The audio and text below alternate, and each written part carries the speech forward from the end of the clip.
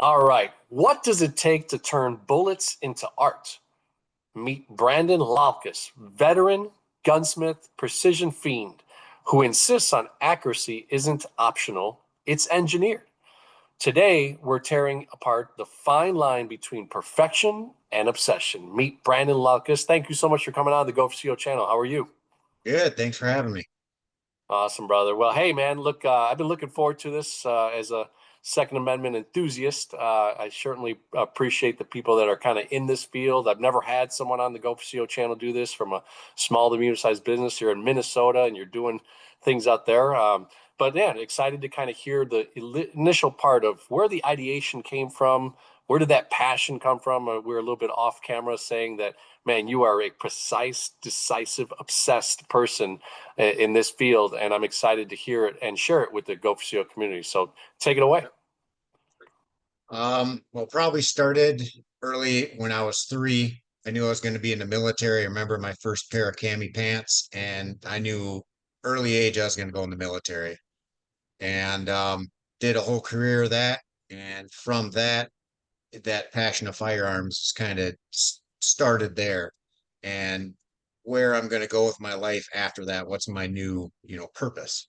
And a lot of people getting out of the military, they lose that purpose, and mine was just reinforced with firearms. And I just went deep down that rabbit hole.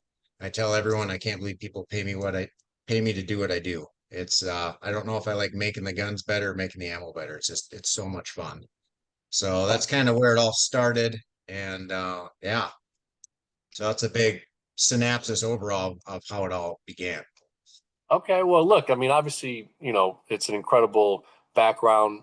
Military, certainly, we appreciate the Go for CO community, people that served. So thank you for that. And obviously, when you come out from that situation, like an athlete, like someone that's pursued something all their life, it can be confusing, right? And it can be a little bit, misaligned of kind of where you want to go next or who do you mentor with, that type of thing. So was there anybody that kind of was in your back pocket of mentorship, someone that, guided you in this field? Did you go work for someone initially?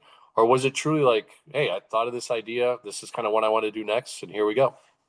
Yeah, that's kind of how I've used done with my life. Like, this is my idea, this is what I want to do, this is the way I'm going to go, and then I just kind of go after it.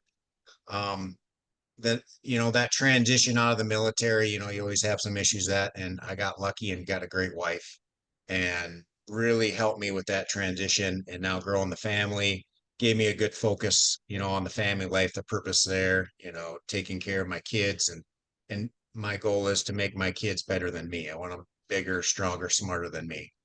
And so that's really helped. My wife is a good balance of, that military size can be a little bit too much discipline. And so it's a nice balance she gave me. Um, yeah, it's been really good with that transition. The mentors, I've looked out, the internet, the technology's really helped that way. My shop is in a town of 200. There's not a lot of big industry in my field around me. So I've looked out, you know, constantly reading books. I probably do 50 books a year. I have just a giant list. I'm always doing books. Um, Patrick Bet David, he's one of those mentors I follow. I've gone through some of that stuff. You got, your Tony Robbins and your Jocko Willink. I got to stay a little military. Sean Ryan, a lot of those people I've been really following, and I'd say that's more my mentorship. Getting into it after I left Afghanistan about 2012, I jumped in. And there's about 3 schools that I applied to, and I got into one, and it happened to be in northern Minnesota, northeast corner, in Pine City. And then I went into a gun shop as I was going to school there, just to try to get the ins and outs, learn the legalities of paperwork and all that stuff. And it was more of a retail thing. So, and then I ended up being the gunsmith there. And that was kind of my foundation as I was going to school. You can learn some from school, but it's hands-on is how I learned the best. And so I started that way. And it was about 2016. Wife and I wanted to grow the kids in a small town environment. She was my high school sweetheart, and so we moved back, and we have that typical kind of small town life, and started the business down here. 2016, and it's been almost 10 years, and bought a new building and starting to grow. We got three of us working here now and starting to get a little bit bigger. Nate, So Nate. Well, I love the story, right? You had that foundation with someone that you paired up with pretty early, right? A high school sweetheart, and but you just still did the military thing, which means that you were willing to kind of put that aside for a moment, right? Keep it connected through communication, I'm sure, but still this lingering scenario, right, of who you wanted to be, the family you wanted to grow up or create and grow, and then go to that small town feel. So all right, you get started with Redleg Guns. What is kind of the option here? Are you fixing? Are you making? Are you create? Like, yep. what are you trying to be an innovator? What is kind of the purpose of Redleg Guns? Early on, honestly, I there was a lot of mistakes along the way, and I thought if I can, start this business, business would come, and it did. For the first, oh, I don't know, probably 4 or 5 years, I was just overwhelmed with work. That typically, and it was all repair work, starting to get into the custom work. I've trained. I forgot to mention, I also trained under some higher end gunsmiths. I went down and trained with them, built some guns. Gordy Okay. Gritters is his name, and so I got a really good knowledge base on how to build precision rifles. And then it was just fixing the small town stuff around this area and getting the money to buy the tools that I could, perfect my trade then. And you can only do so much with just a wooden bench. You need a lathe and some other parts to, build a high quality firearm. So started small in a two-stall garage on my property.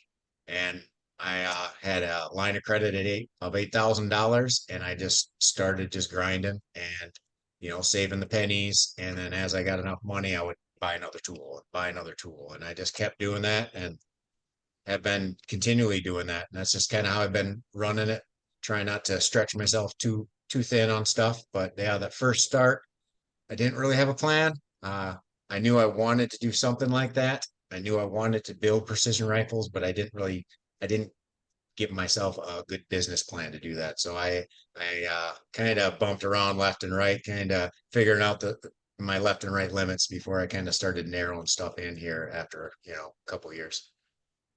And look, and that could be the entrepreneurial story right at the beginning. But because you had the fortitude to take action and you actually did something, then business started getting coming in, right? Your friends, your family, people that knew you in the town or people that knew you from military, obviously heard about what you were doing. So there was an interest there. But those first few years, like you said, it's maybe finding out compliance and legal and how do I ship this and where can I get marketing? Can I market this online? Can I not do this? Is it word of mouth only?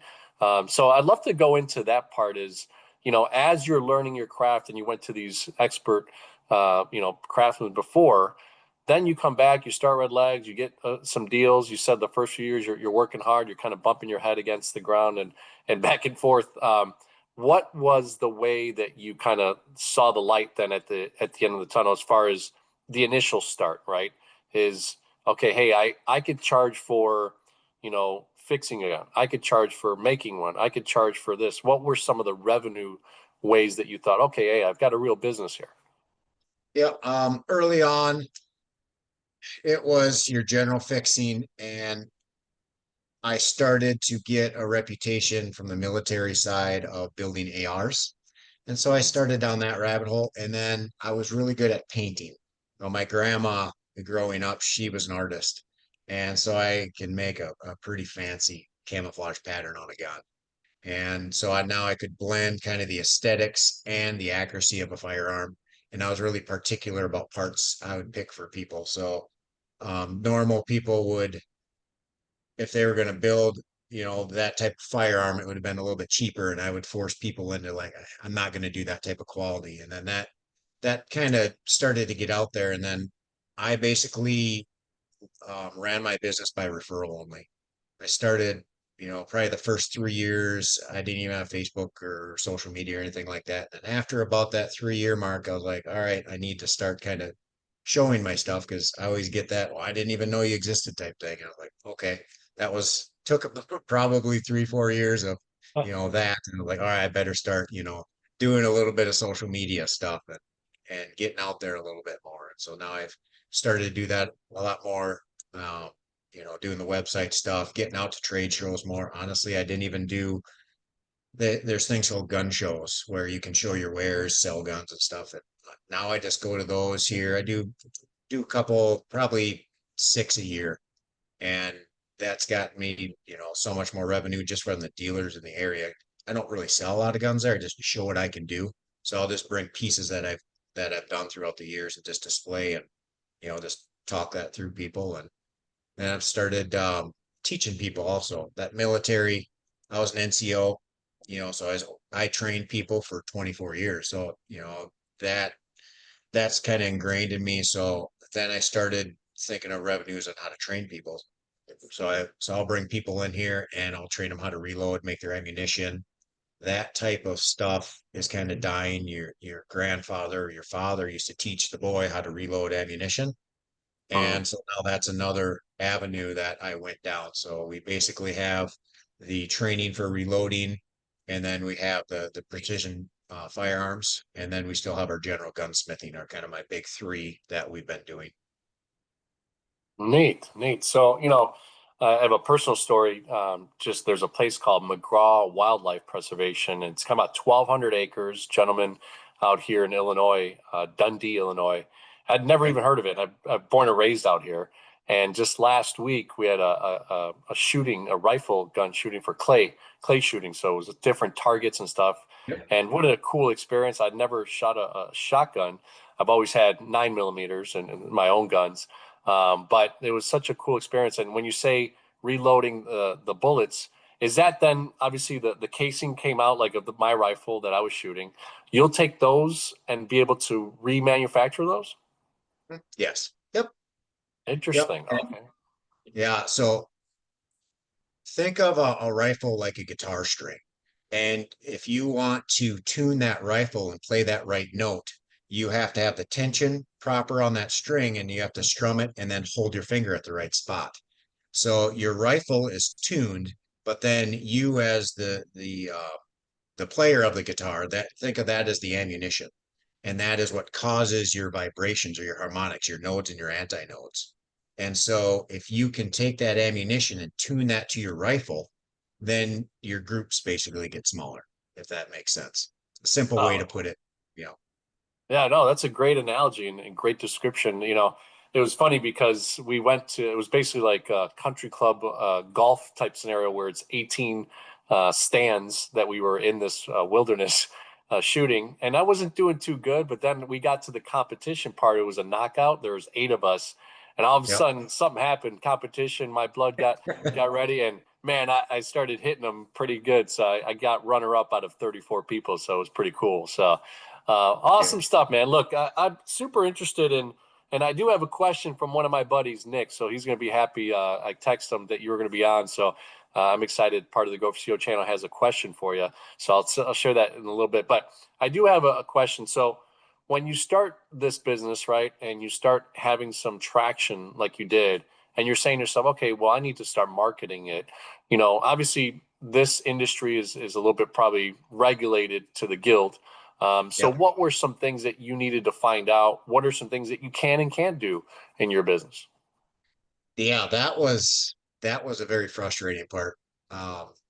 Dealing with certain social media companies is very difficult to use, especially early on. You know, how I displayed my products, how I talked about my products. If I was on a certain platform, most of my posts got shut down, and so that was really difficult early on. It's still on certain platforms right now. I have to be careful what I say, how I answer. If someone wants to ask a question in the comments, I can't really say certain things in those comments because it'll shut down that post. So I got to be careful on what platform and how I discuss about it. Even running credit card, that was another thing I learned is certain credit card companies found I was selling guns and then they shut my credit card scanner tool off. So I had to go through the NRA basically to get insurance. You just don't get regular insurance for your company, your business and stuff. That was an eye opener. There's only like two companies that I know of in the nation that do insurance. Uh, so you had the credit card thing, you had the insurance thing. Trying to advertise and market was I could do local, like put it in like a newspaper or something like that. But on the social media, I had to be very careful how I displayed any of my products, how I discussed them on a lot of platforms. X now with Elon getting that was a little bit easier. But yeah, trying to figure out that was I'm still trying to figure it out. Tell you the truth, there's sometimes I'll get shut down and I don't even know why. So, but that's probably been my biggest hesitation against like YouTube doing videos that way, just because of that. I have the account set up and I plan on starting to post some videos here. That's on the docket here for the first quarter next year. But yeah, that's in the firearms field. That is always a headache with dealing with marketing. Yeah, no, it's a constraint, but you know what? The winners win in life, right? And they find ways, they become resourceful. When there's less resources, you become resourceful. And obviously, you've maintained Redleg Guns as a real business over the last, you said 2016, right? So that's nine Yep. years. Yep. So God, that's an awesome blessing. Almost to be a 10-year business is a really cool thing. So all right. Now you mentioned you've got some teammates. What are some of the ways that you started to recruit people into this business? Because obviously, you can only grow by quality people with you because there's only a certain amount of 24 hours a day that we can work, right? So, Yep. what were some of those adjustments? You had leadership skills from the military. How did that translate into your first hire and some of the people that now are with you on a daily basis making this thing happen? Yep. Well, my first hire, he was a Vietnam vet. He just died here recently, and he was a customer. And he came in and very, very particular gentleman. And he never met someone as particular as me. So when people come into my shop, you see everything is dress right dress. It's clean. That's a constant thing I hear from people. It's like, I can't believe how clean and organized everything is in here. And that was the first thing he mentioned. So he brought me usually as a gunsmith or a rifle maker. When someone comes in, they're testing you. And so he brought in, a lower quality firearm for me to take care of. And I let him look right over my shoulder as I worked on it. And he saw how I took care of it, just like it was my own, pretty much. So he tested me maybe for about a year.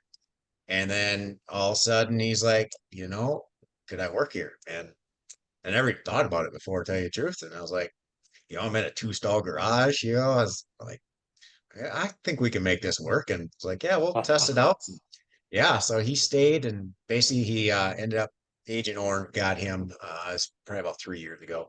But I'm still in contact with his wife. We talk quite a bit. I call her, around his birthday, Christmas, and all that stuff. But yeah, that was the first one.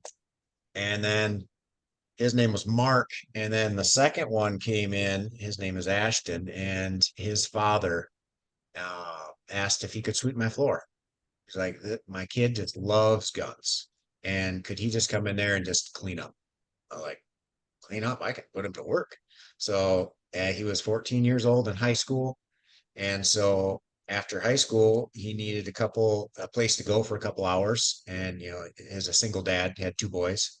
And Oh, wow. so Ashton would come over after high school. I'd pick him up, or he'd get a ride from his dad and work for a couple hours. And, I had him clean floors for about a day. And then after that, I was putting him to work, and he loved it. And he's still here now. So he's almost Wow. 21 now, and he fixes guns better than I do. So he Wow. does a great job. And then, yeah, the other gentleman I got here, I deployed with him. I've known him 20 years now. I was his NCO overseas on what year was it? Like 2004. Yeah, so 2004. I've known him since that. And, he was my roommate for a while after we got back from a couple deployments. And then, yeah, he's getting out of the military and we planned it. And he's been where he just started here, maybe a month ago now. And, he's done with the military and working here now. So we have that trust and that bond. And, we're still figuring out exactly where to put him, but he's extremely good at reloading and doing that ammunition thing. So he's really taken that.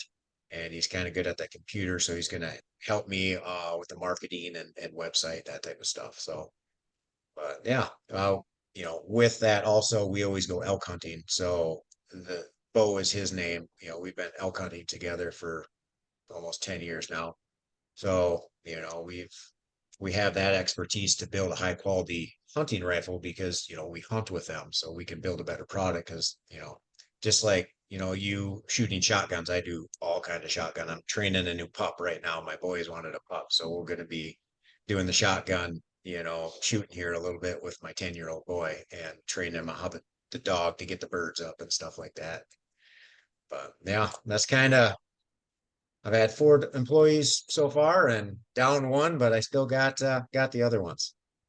Oh, that's awesome. And they're all, adjusting into the area of the business that makes sense, right? As you said, a great business owner always notices that if you have someone smarter and better than you, that's actually a good thing for your business. So Yeah. having Bo and the other gentleman is really cool. They've adapted. And, as the leader, there's always little things that you're going to have to be nuanced, right? And working in the business. So right now, what's kind of your main craft on a daily basis, or have you gotten a chance now to kind of more work on the business instead of in the business? Are you still pretty in the business as well? Um, Honestly, Ashton takes care of all the to day stuff, all the working on the guns and stuff. I'll advise, if he's got a question on something, but I'm just dictating, hey, we got these are our projects we got to do. And, you get those done. And, I'm working a lot more on the business here these last couple years. I didn't realize the on the business in the business till probably about 2, 3 years ago. I like I said, I bumped left and right quite a bit, and now it's like, oh, okay, I get it. So now I've been really working on, building building on the marketing, setting up with dealers of certain products that I use, and I incorporate those into our builds and trying to set up those channels that way. Okay. So Well, it's that's a good been, transition. When you think about vendors and dealers and, areas of business that you could work with, and I know obviously there's a lot of regulation, but in that scenario, what are you looking for in that type of partnership, or are you supplying certain things, certain type of work craftsmanship to those people? yeah. So like right now, all the gun stores in the area do all their general gunsmithing, and then there's other gun big chains that I do all their custom rifle building. And dealing with those CEOs, they're worth, millions and millions of dollars. And when you talk to them, they're I'm starting to realize they put their pants on the same way I do. So when I come up with my product that I'm going to give them, I'm going to advise them the same way I would anyone else.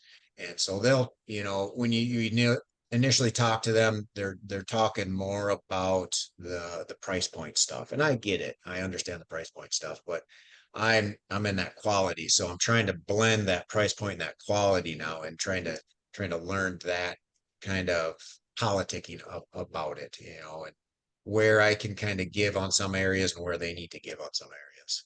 Does that make sense? For sure. No, 100%. I mean, production, volume, supply, demand, right? Like those things are increasing or decreasing, costs and those types of things. So it's an interesting voyage. Let's go a little bit deeper on that. So right now, that's been a challenge to kind of match their bigger volume to maybe your customization side. What are some things that you then, pivoted within the business? Were you willing to give up a certain thing? I'm sure it's not quality and precision, but what was something that maybe you were willing to give up and you were able to negotiate that they would take from? Um, some of the stuff was I actually sent them to a competitor.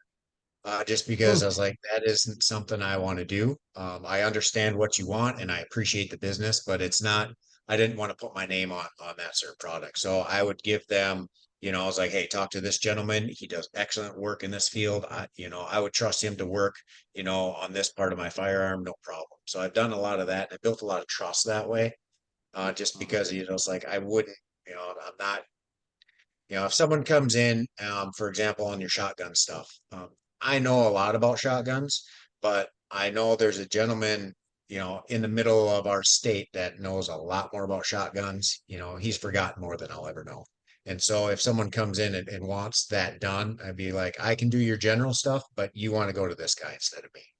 And so I do that with with the vendors too. I'm talking to one out of Colorado right now. Actually, just right before I came on here, I was in the middle of an email chat, and we're talking about certain scopes, and he's trying to press me on a brand of a little bit lower quality, and I kind of I'm a scope snob, and then he's trying to get me. He's like, "Wow, we can give you a better rate on these quality scopes." I'm like, I just don't want them. I'm sorry.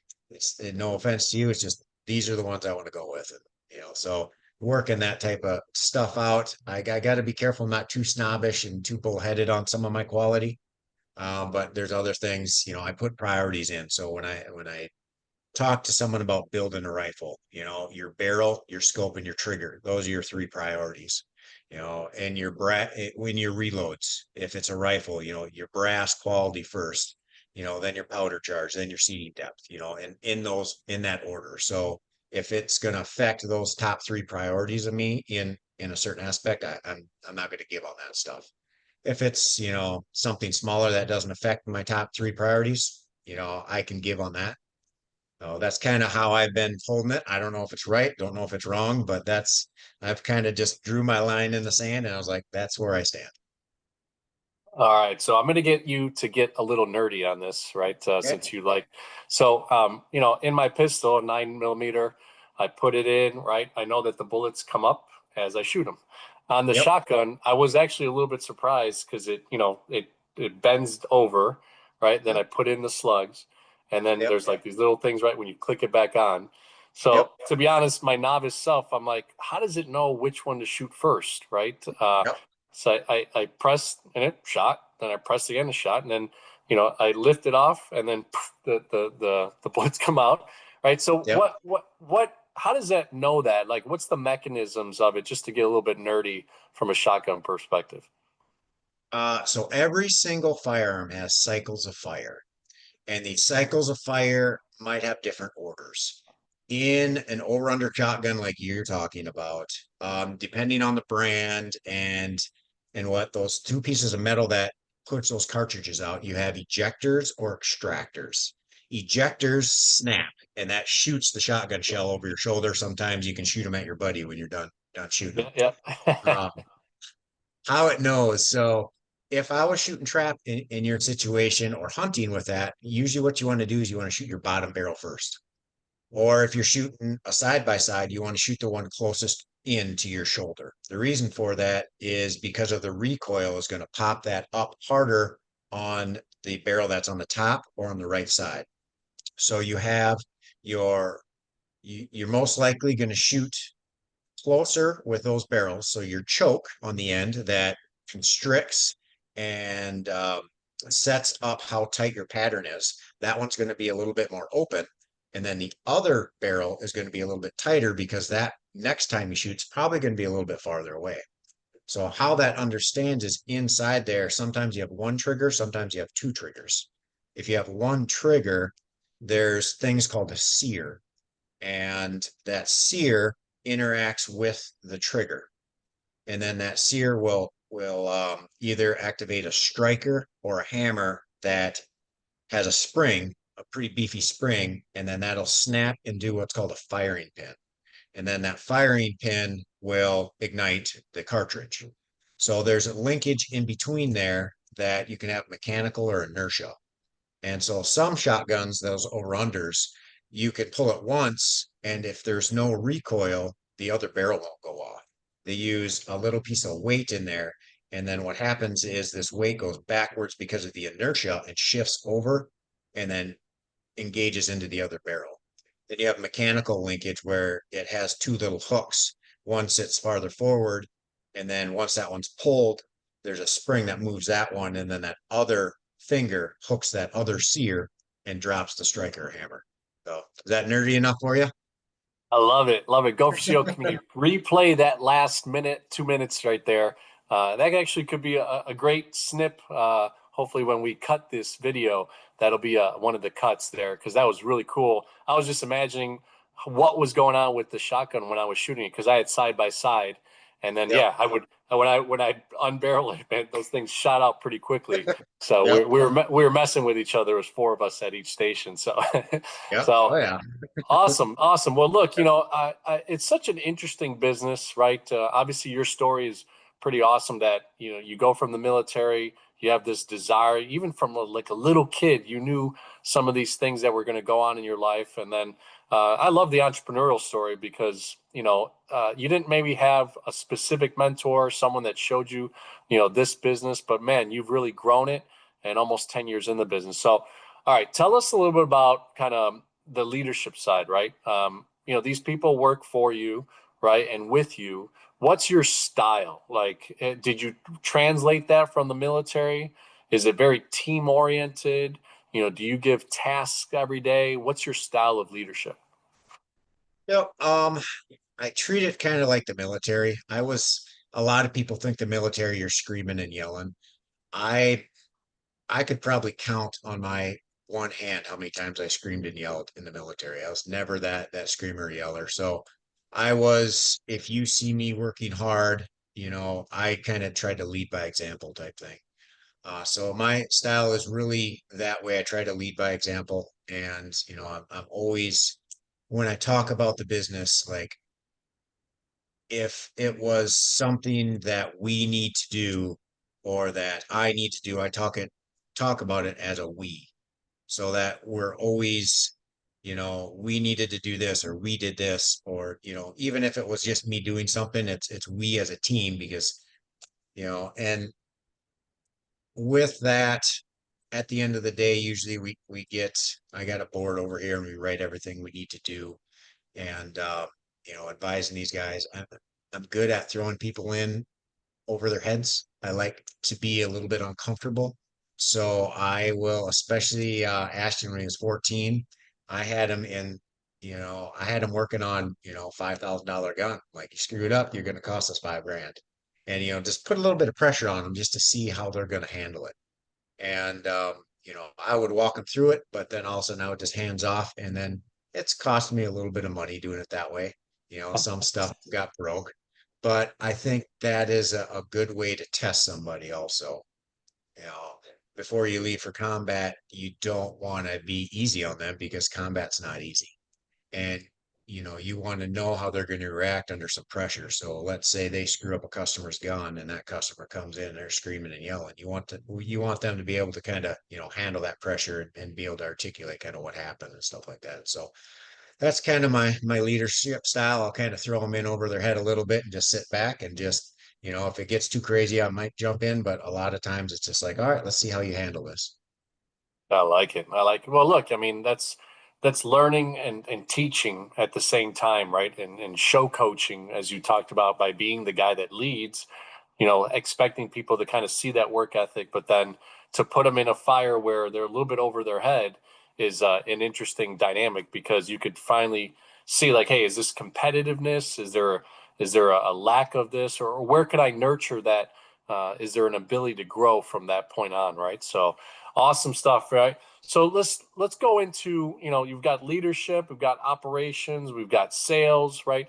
From the sales perspective, is this process of people engaging with you more of like, hey, I found you, I know that you do this, what does it cost? Or is there some salesmanship to this? Is there the gun show salesmanship? Like what part of that is marketing and sales, in your opinion, for your business?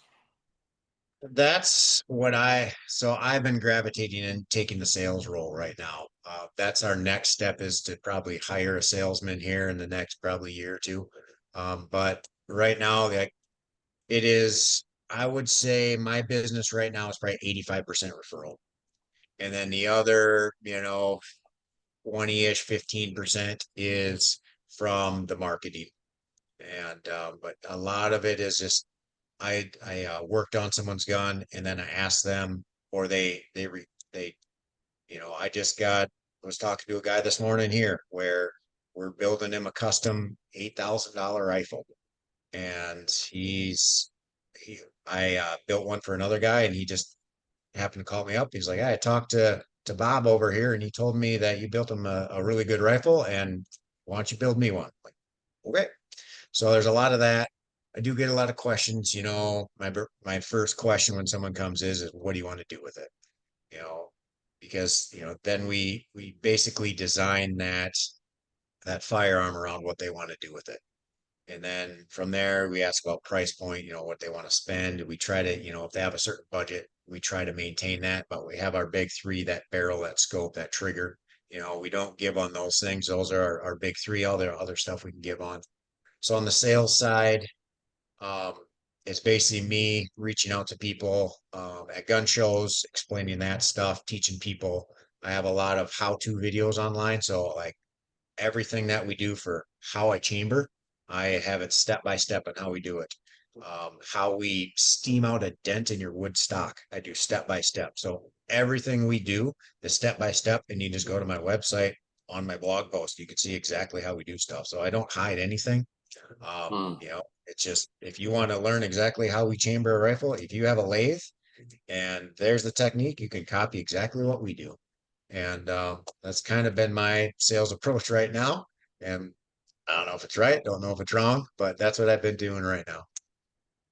Well, you position yourself as an expert in that situation, right? And I think a lot of small businesses, forget that, right? They're like, well, I don't want to show anything. I don't want to do anything. People will steal this. And unfortunately, I mean, as a human being, you're lazy, right? Like you find an opportunity, you're like, oh, that looks awesome. I'm going to do it. And you never do Yep. it. And then you're like, all right, let me send it to Brandon. Let me send it to Redlegs, right? Because they're going to do it because that's what they do, right? So Yep. there's certainly a difference in that. So look, one of my buddies sent me a text, and I want to ask you this. So this will be different. I've not done this on the Go for CO channel at all, but he said, in addition to civil rights case against California for indefinitely delaying concealed carry approvals, what else can this administration do to restore and protect Second Amendment from state governments?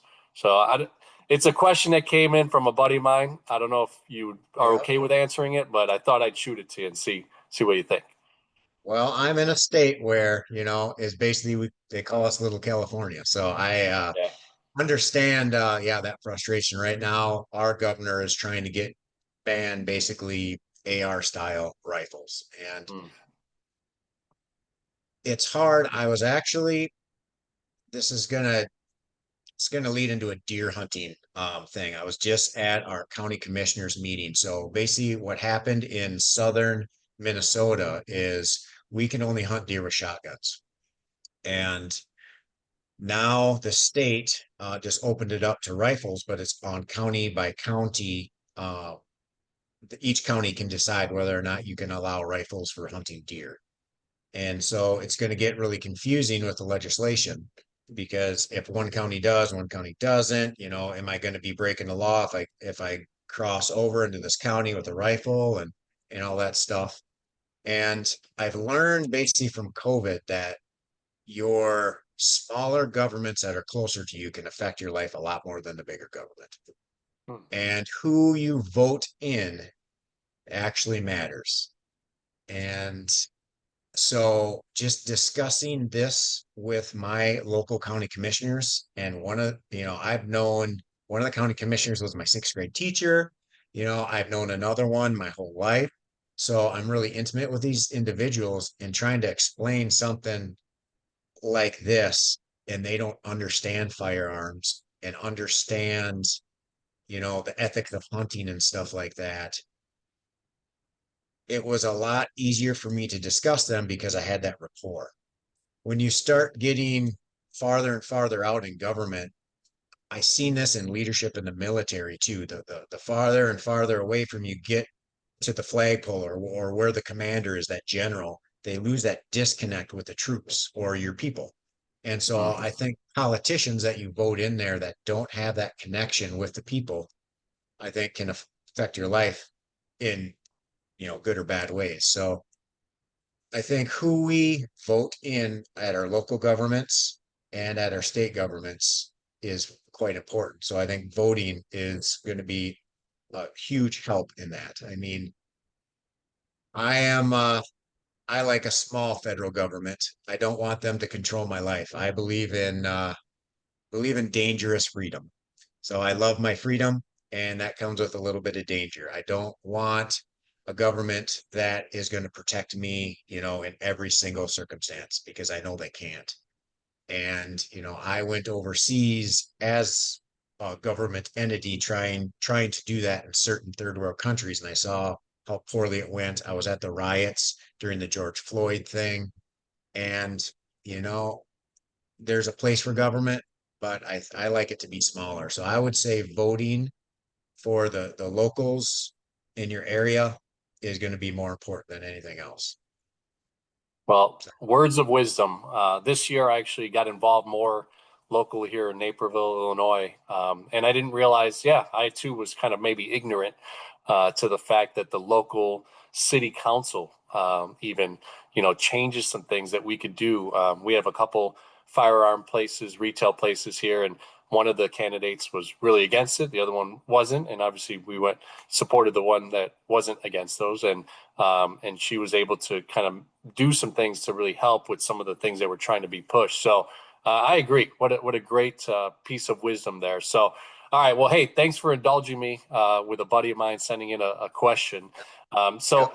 from a CEO perspective, as we end our interviews, we like to go over client experience.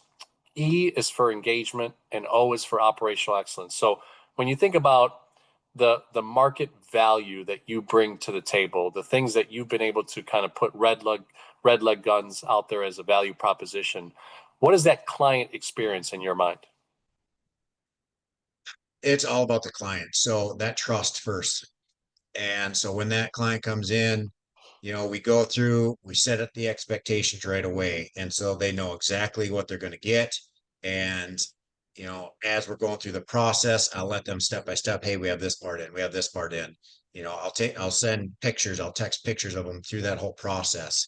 And if they want to change anything and building that trust with them so they know I try to under promise over deliver. So if there's a timeline, of a year, I will I'll say it's going to take a year, but I know it's probably only take 6 months. Or if it's going to take whatever a month, I'll say it's going to take 2 months, just so I have some fluff room in there. So I constantly want to over deliver on my products and on how we service the client when they come in. So, you know, um, if they're a precision shooter, I'll include a little added value gift of like a barrel cooler. So when you shoot a rifle and you're out shooting prairie dogs, your barrel gets hot. So it's this little fan that you can put in your barrel to cool the barrel down. Or if they're having us make ammo, I'll make them a couple extra rounds. I'll give them, it's if they wanted whatever 500 rounds, I'll give them 600 rounds. Or, you know, if if they like we just did a rifle here and they got, we built them this rifle, they're going to shoot factory ammo, they don't want to reload. I'll get them a dope card. So then, with that ammo, we got them whatever 300 rounds, and then we sight in the rifle, and then I give them a dope card out to whatever 800 yards. Just giving that added value to those customers, and just all the way keeping them informed and setting those expectations with them is just huge with me. That's awesome. No, that what a great experience. And as a small business owner, right, differentiating yourself, being unique, giving that extra effort and putting that extra, piece of touch to the service is so huge. So thank you for sharing that. Engagement. Obviously, you've got two fellas that have been with you now a long time. You lost one of them, but the engagement with your vendors, with your employees, with your clients. Do you do client retreats? Do you take out your guys for dinner once a month? Like what? That's what I mean by engagement. Like what do you do in your style? It's part of leadership too, but what is it that you do to engage with those different areas of your people that you do in business? So it's different with each person. So Bo and I, we hunt. We go out elk hunting and do a lot of that stuff. Ashton, as he transitioned out of high school into kind of the real world, he ran into a little bit of depression issues and just kind of shut down there for a little bit. So I would take him out in the morning. We get up at 4:30 in the morning, and I'd bring him to the gym with me. and Mm. we'd get out and start working out, and then starting to guide him through kind of his thought processes. It's like, how come this you're thinking this way? And then we'd go on the whiteboard and kind of go through kind of his way of thinking and go step by step. So I'll treat it differently with each individual. I have one that's really introverted and really into himself, and I have another one that's a lot different, outgoing and really driven. So trying to balance how I engage with them. And if I bring someone else in, I have them do a disc assessment, if you're familiar with those, and it's kind of like a personality test, and how my personality jives with theirs, how their personality jives with other, people working here and stuff like that. I learned that from a colonel in the military. He had us do this. I'm like, what is this for? And after it happened, I was like, I understand why I have friction with this type of person now and how to articulate to them, differently than, this person over there. So that's kind of how I do my engagement. Nice, nice. And how about vendors and other, clients? Do you do any client Yep. experiences? Do you So, uh go ahead? yep. Vendors wise, yeah, that's another one. I just got I built a good relationship with a new local gun shop. And honestly, I built them a machine gun, and I built them a prototype 22 machine gun that no one's ever had before. And I designed it, and I built three one-of-a-kind machine guns, and he has one of them. And that's kind of how, he's just tickled pink, So, you can take people out to dinner and stuff like that, but I like to, there's another gentleman, he wants to bond with his son. So we made him just some custom high-end like AR-15s just for coyote hunt. And he's very particular about how they looked. So, I got it just how he liked it. And that relationship wise, I'll teach them how to do simple fixes. So they'll call me on the phone, hey, I got this issue with the gun. I was like, well, you got a screwdriver handy? Let's walk through this. And, you don't need to pay me to fix it. Let's just fix it on the phone. That little thing with my vendors, getting parts and pieces from them and supplying them stuff, Christmas, I'll send them a little knickknack, something kind of neat, that, they don't really get, if they're selling your typical firearm. Um, also, I have another gentleman that sells to certain retail stores, and he wants to get into selling parts to gunsmiths. So then, I'll pick his brain on sales, and he'll pick my brain on gunsmith stuff. And then he'll help me with my sales stuff, and then I'll help him with being able to articulate stuff in his products to gunsmiths. So, like I said, it's each individual vendor I try to build a reputation with and rapport with. There's another one up in Minneapolis. He likes a deer hunt. So, I'm always, asking him how he's doing deer hunting and stuff like that. And I'll send him some, little rude text messages about how bad a shot he is or something like that. You always have that humor and stuff. So like I said, it depends on the vendor. Yeah, no, personalization in this world is unique, right? I think a lot of people miss that. Not everybody is a golfer, not everybody's a clay shooter, not everybody's, into cars, right, or something like that. But you find out what it is, and that can really be a tight bond, and you go out of your way, even if you're not good at that. Seems like Yep. you put in the effort, right, to be able to share that commonality with them. So last one is operational excellence. You mentioned this big whiteboard, and that's old school, right?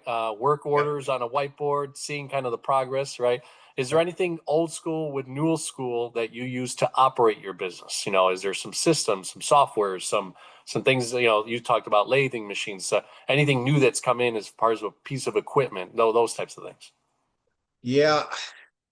So I am a lot old school. Like here, I have a paper and pen right here, and I've been writing down notes every once in a while. I've been trying to write down and keep looking at the camera so that you don't notice, right?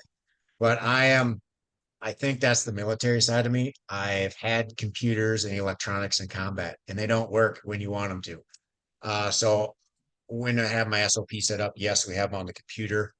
Yes, we have processes on there, but we're in a smaller town area in the middle of Minnesota. We have a blizzard and now the power goes out. I have a generator, but now the internet's not here. So how are we going to continue to operate? So I am, that might be probably one of my weaknesses is get totally integrated, all technical and all that stuff. We still have a lot of touch points that way. with the manual systems. I have everything broke down SOP step by step. I'm into the chat GPT and using AI.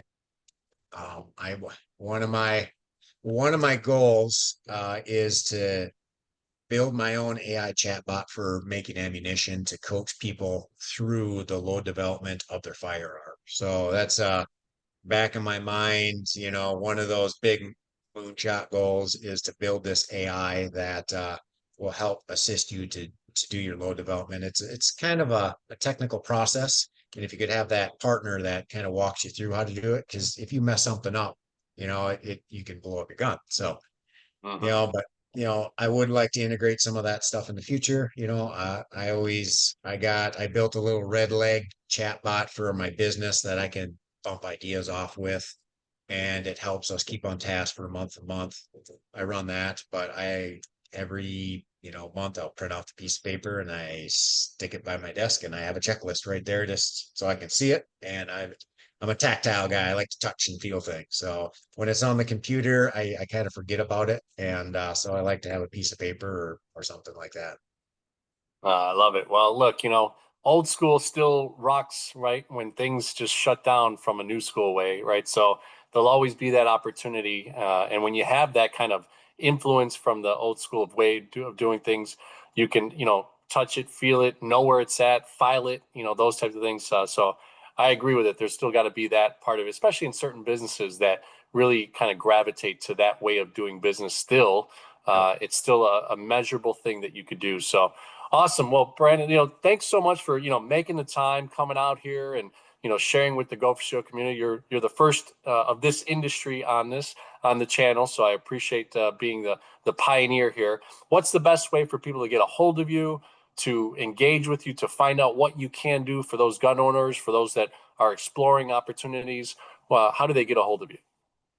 The website, just www.redlegguns.com. That would be, the best way. I got everything on there. I got resources on there that you can do a work order right from there. So if you got something you need fixed, you can go right under the resources tab, click on there, fill out your information. We can mail you a prepaid label, and you can ship the gun right to us, and we can ship it right back to you if you don't want to drive out here. I got all kinds of blogs on there on how-tos if you want to fix your own stuff. But all my email and contact information is right there on the website. That'd be a good way to get a hold of me. I do have, Facebook, Instagram, and X accounts as well, but the main one would probably be the website. All right. And tell the website again. Redlegguns.com. Redlegguns.com. So Go for Yep. Show community, what an enjoyable episode. I hope that you will get these clips and listen to even the nerd out side of the shotgun side that Brandon shared. What a great experience. So thank you so much for coming on, Brandon. And by the way, if you haven't subscribed to the channel, subscribe to the channel, become a part of the Go for Show movement. My book is out, The 4A Formula, Untangle Any Challenge and Think Like a CEO. Just came out last week. Excited, a lot of sales going on Amazon, and people are appreciating. I'm getting text messages of the book from friends and people that are associates. So I hope that you'll check it out, Go for Show community. And Brandon, thanks so much again for coming on. Thanks for having me.